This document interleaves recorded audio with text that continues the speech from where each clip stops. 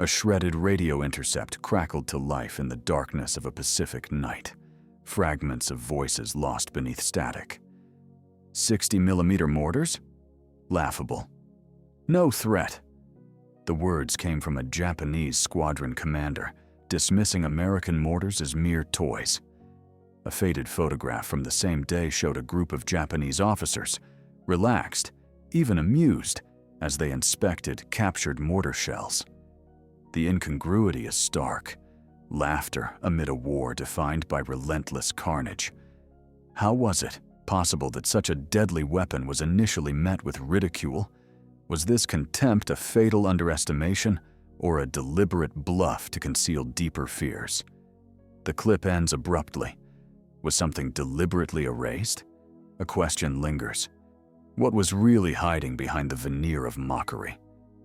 In the early months of 1943, as the Pacific conflict hardened, Japanese officers encountered the American 60mm mortar.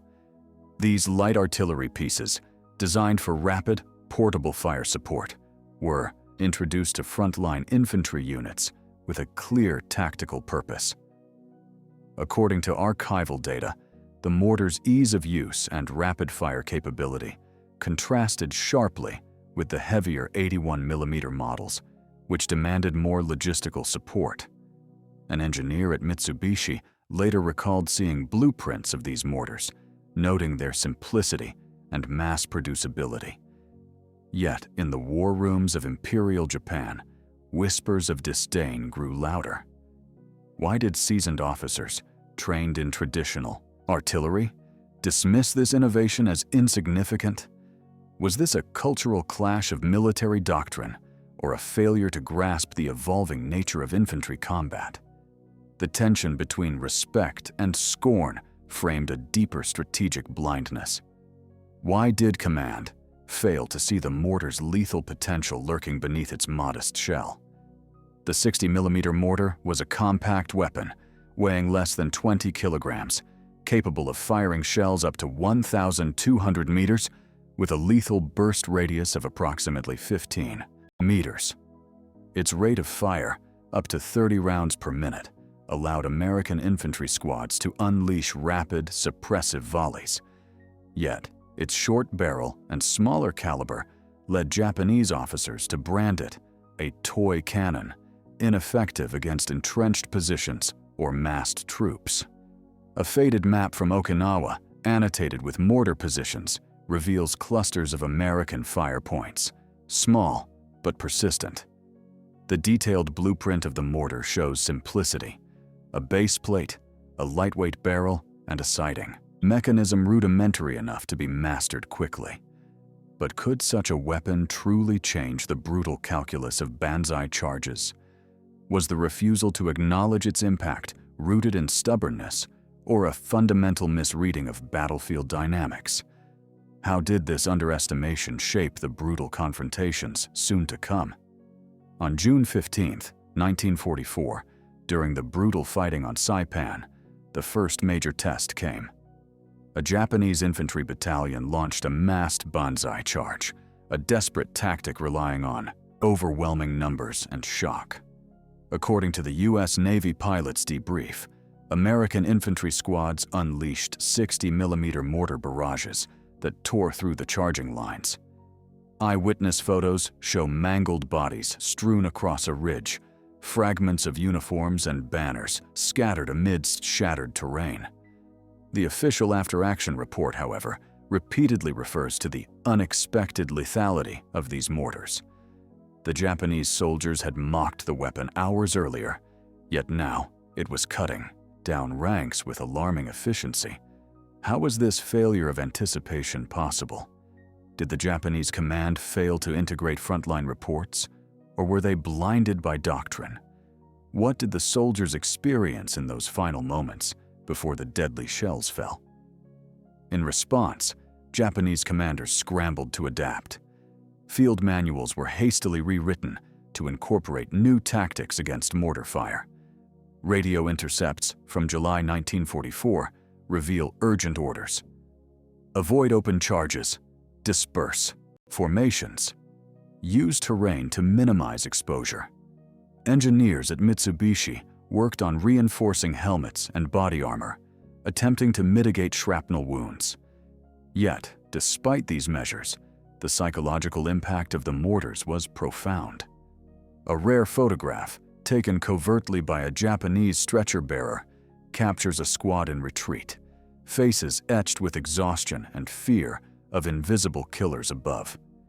The mortar's indirect fire shattered not only bodies, but morale. Was this tactical adaptation too little, too late? Could Japanese infantry have survived the relentless 60mm barrage had command recognized the threat earlier? How did this shift alter the brutal rhythm of infantry assaults? The turning point came during a desperate defense in late 1944 on Leyte Island. Japanese forces, outnumbered and outgunned, faced relentless mortar shelling. A classified map, recently declassified, shows a network of American 60mm mortar nests positioned strategically to cover every approach. The Japanese response was frantic. Reserves committed to close-quarters combat, attempts to flank mortar positions, even nighttime raids. Yet, losses mounted. A protocol recovered from a destroyed field headquarters details the order. Mortar fire to cease only when enemy infantry halted. The relentless pounding turned banzai charges from acts of courage into near-suicidal endeavors. How did this tactical crisis reshape Japanese infantry doctrine? Was there any hope left for massed frontal assaults in the face of such firepower? And what did the survivors carry with them beyond the battlefield? Fear, bitterness, or something darker? Even as the war dragged on, the shadow of the 60mm mortar loomed over Japanese infantry tactics. The weapon that had once been a subject of ridicule became a grim symbol of changing warfare, where speed, precision, and indirect fire dictated the fates of men. A final photograph from Iwo Jima shows a lone Japanese officer staring at a shattered mortar tube, the ground around it scorched and littered with spent shells. Behind his eyes, perhaps, a recognition of the weapon's brutal effectiveness. The laughter had long since faded, replaced by stark reality. What remains hidden in the silence between these images? Was the initial contempt a symptom of deeper systemic failures, or merely the tragic blindness of those caught in a rapidly evolving war? The 60mm mortar's deadly legacy is etched in blood and silence, a silent witness to the brutal cost of underestimation. Each episode is a document I pull from the dust of the archives. Share your own stories. Many of you have relatives who lived through that time, and your words help connect personal memory with archival evidence. Stay curious. Subscribe so you don't miss the next episode tomorrow. In the aftermath of Leyte, fragmented reports from Japanese officers reveal a growing obsession with the American 60mm mortar. A field diary, smudged with dirt and blood, contains a chilling entry. The shells fall like rain. No shelter, no mercy. The diarist, a platoon leader, describes how entire squads were decimated before they could close the distance. A grainy black and white photo accompanies the text. Corpses sprawled beneath twisted trees, mortar craters rupturing the earth like open wounds. The psychological toll is palpable. Soldiers whispered of ghost fire, invisible but lethal, striking without warning. What did this relentless bombardment do to the cohesion of units bred for close combat? Why did the psychological scars outlast the physical wounds, and how did these hauntings shape the final desperate battles in the Pacific? Meanwhile, American mortar crews refined their tactics in response to Japanese countermeasures. Radio traffic intercepted in August 1944 indicates a shift. Mortars were no longer just support weapons, but became tools of area denial, designed to break the momentum of banzai charges before they could form. A map from this period shows clusters of mortar positions interspersed with machine gun nests, creating deadly overlapping fields of fire. The soundscape changed. The sharp whistle of mortar shells became a grim herald of impending slaughter. Yet, hidden within these evolving tactics lies a question seldom asked. How much did American commanders understand the cultural and psychological weight of the Banzai Charge, and did they exploit it deliberately? Was the mortar's lethality magnified, not just by its explosive power, but by its ability to shatter the spirit of an enemy bound by ritual and honor? Back in Japanese rear lines, efforts to counter the mortar threat took on a desperate urgency. Engineers experimented with improvised shelters, sandbagged foxholes reinforced with timber salvaged from wrecked buildings. A surviving blueprint sketches a rudimentary mortar shield, thin metal plates angled to deflect shrapnel, but production was limited and deployment sporadic at best. A haunting photograph captures a group of soldiers crouched behind such a shelter, faces grim, eyes haunted by previous losses. Despite these innovations, frontline reports described a growing sense of futility. The mortar's indirect fire bypassed traditional defensive structures, striking where the enemy least expected. Why did these makeshift defenses fail so often? Were logistical constraints the only cause? Or was there a deeper failure in command to prioritize adaptation? How did this struggle to survive against invisible fire reshape the morale of a fighting force already stretched to its breaking point? By late 1944, the cumulative effect of the 60mm mortar had altered the very nature of Japanese infantry doctrine. Official orders issued from a war council in Manila emphasized dispersal and stealth, abandoning massed charges in favor of guerrilla-style skirmishes. Yet, fragmented radio logs reveal confusion and dissent among junior officers, many of whom still clung to the notion that a Banzai Charge was the ultimate expression of honor and sacrifice. A haunting voice recording, recovered from a downed Japanese radio operator, captures a terse exchange. Mortars. They kill us before we reach them, but we must charge. For the Emperor. The paradox is stark. How could a weapon so small dismantle a centuries-old martial tradition? What internal conflicts tore through the ranks as survival instincts clashed with codes of honor? And how did this tension influence the final desperate battles that defined the Pacific Theater?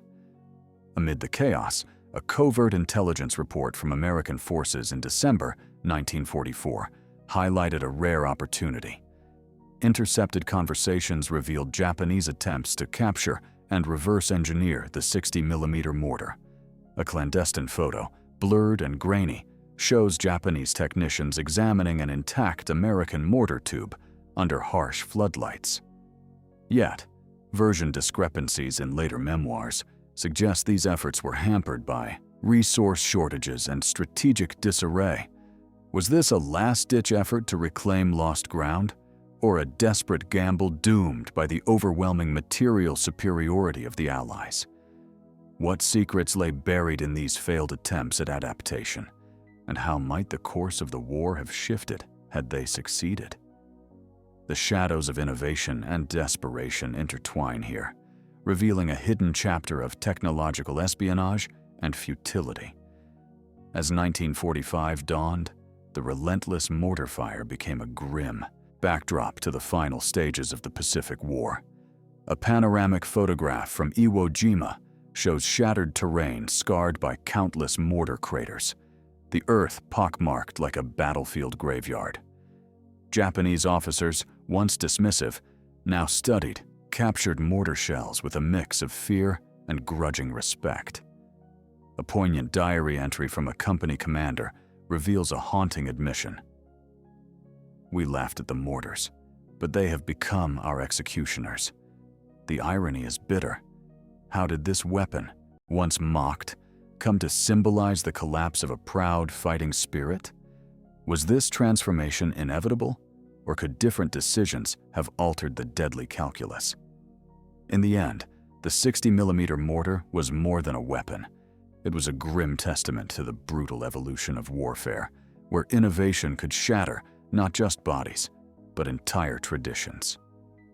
In the waning months of the conflict, the remnants of Japanese units faced the 60mm mortar not only as a weapon, but as an omen.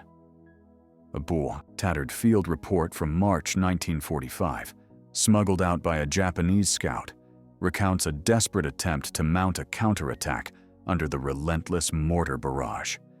The report is stained with mud and blood, the handwriting erratic, as if penned amidst chaos. Mortars fall like the wrath of the gods. Our lines crumble before we strike. An accompanying grainy photograph reveals the aftermath. Shattered bayonets, collapsed bodies tangled in barbed wire, and a sky heavy with smoke. The image captures more than destruction. It reveals the erosion of hope itself. How did soldiers reconcile the horror of dying to a weapon once ridiculed?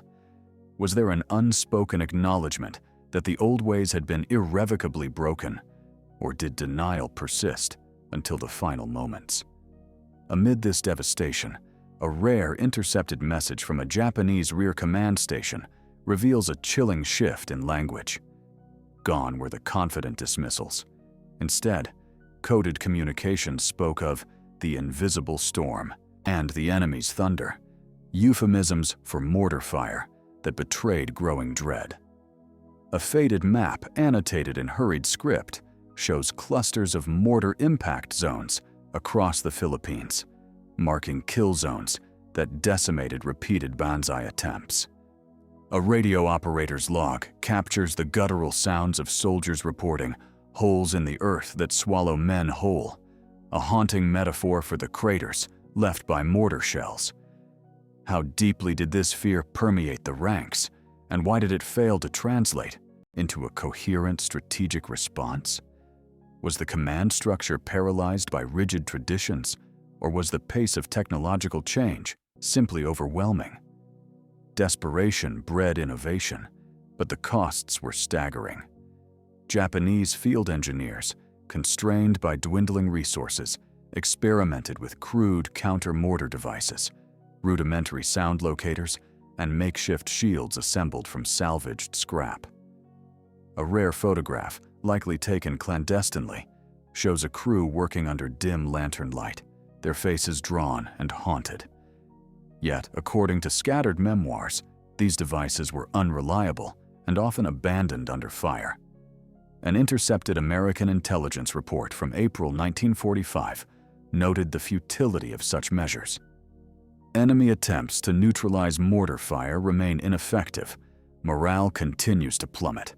What does this reveal about the asymmetry of technological adaptation during the conflict? Could any amount of improvisation have stemmed the tide of mortar fire? Or was the battlefield already lost to unseen but relentless forces? The final confrontations on Okinawa laid bare the devastating culmination of this dynamic.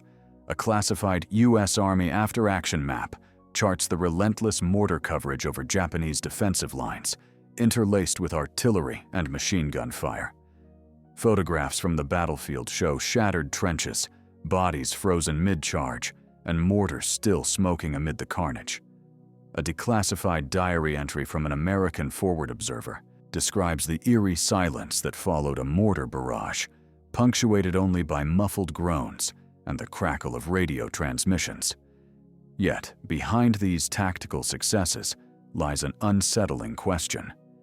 How much did the psychological terror of mortar fire hasten the collapse of Japanese resistance?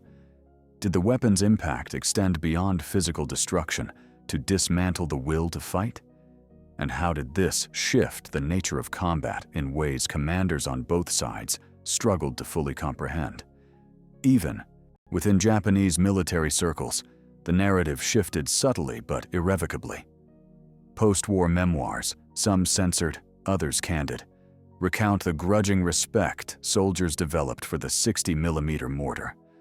A former infantryman recalled how initial contempt transformed into dread, then bitter acceptance. We joked about the toy cannon, but it became the reaper of our dreams.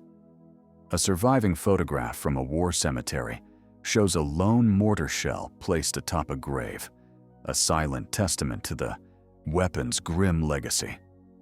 How did this evolution in perception reflect broader changes in warfare, where technological innovation outpaced tradition? And what lessons were lost, buried beneath layers of pride and trauma in the shadows of these scattered graves? As the Pacific War drew to a close, the story of the 60mm mortar stands as a stark microcosm of a larger truth. Underestimation can be as lethal as any bullet or shell. The weapon that Japanese officers once laughed at reshaped battlefields, shattered tactics, and haunted memories. Behind each burst lay not only explosive force, but a rupture in the old order, an unsettling reminder that in war, the smallest elements can overturn the grandest illusions. What remains hidden in the silence after the mortar's barrage? Perhaps it is the story of a clash, not just of armies, but of worlds struggling to adapt or perish. In the final days before Japan's surrender, scattered reports from isolated garrisons underscore a resigned acknowledgement.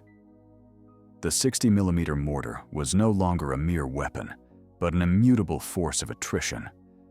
A faded photograph from a remote island outpost captures a solitary Japanese officer holding a spent mortar shell, his face etched with exhaustion and silent contemplation.